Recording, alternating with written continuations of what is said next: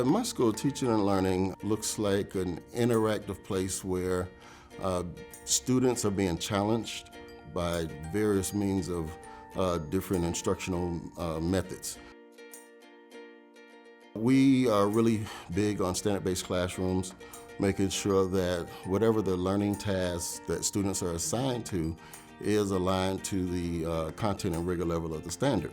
You will see blended learning opportunities in the school, in my classroom. So some students will be working with laptops and some iPads. Other students will be doing hands-on projects. Other students will be working out of like the Springboard books and things of that nature. So you'll see a variety of different activities going on, depending on the level of proficiency and the standard that the teacher is teaching.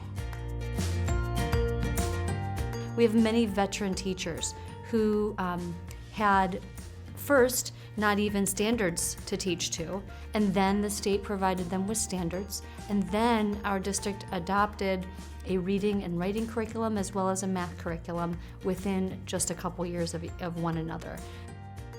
Veteran teachers sometimes feel like they've lost some of their instructional freedom, so simultaneously, central office and by nature a building principal is trying to have these programs or these curricula implemented with fidelity, and there's sort of that line between where teachers feel they have creativity to bring to it and yet these highly effective curricula. So there are high quality materials with quite a bit of support, and then meeting teachers where they are in terms of their expertise, and then students where they are as diverse as they can be. Ownership and reflective are probably the two words that come to mind with our practice. So we go so far as to dissecting all of our assessments, identifying depth of knowledge levels, what percentages we're hitting, so that we can, have discussions about what level of the standard is this child hitting.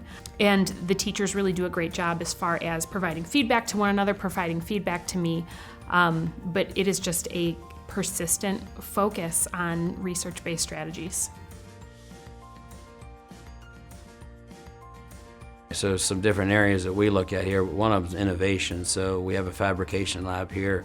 It was a wood shop class that there were different sections of it, but we have turned that over into a fabrication lab where students are learning more about creativity, innovation.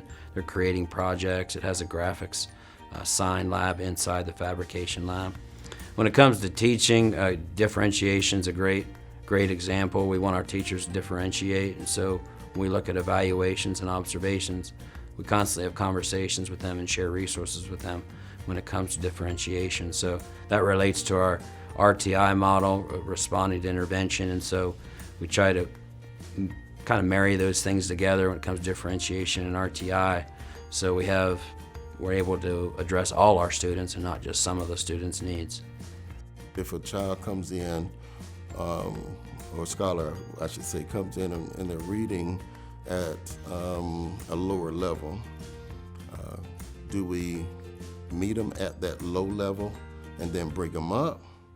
Or do we try to meet them at grade level and scaffold down to bring them back up? Our method is the latter. We give them grade level work, and where they start to falter or where they start to struggle, that's where we provide that instructional support to say, this is why you're struggling. Then once we get you back up to speed where you can actually understand what the task is asking you to do and you have the background to do it, now we get out of the way and let you learn and do it.